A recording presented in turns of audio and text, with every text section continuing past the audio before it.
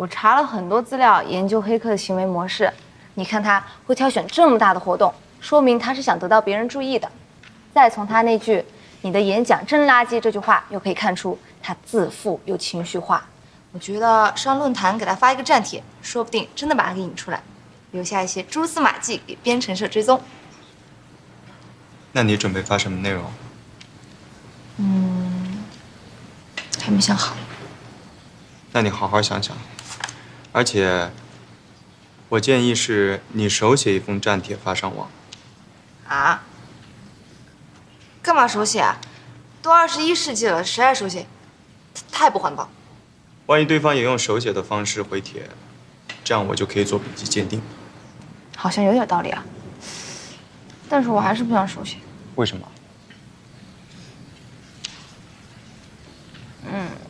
因为我字丑。写。哦。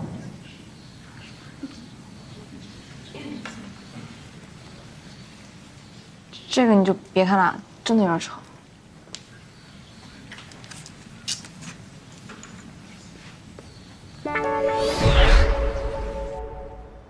破案了！有病啊，一惊一乍。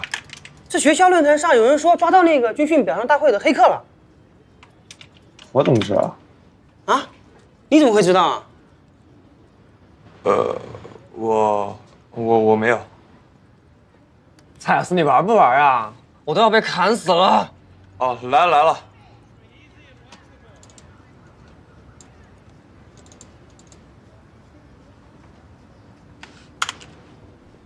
我已经查明你的身份了，明天之内再不自首，你将会追悔莫及，未来的侦探社社长。周晓，你个白痴！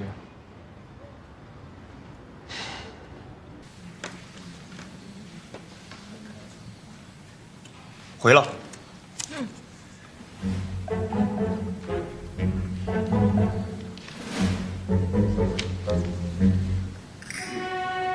什么意思啊？他知道你没查出他的身份。这好像是个藏头诗哎。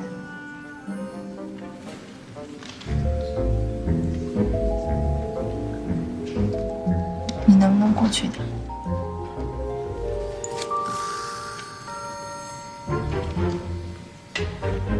周晓，白痴。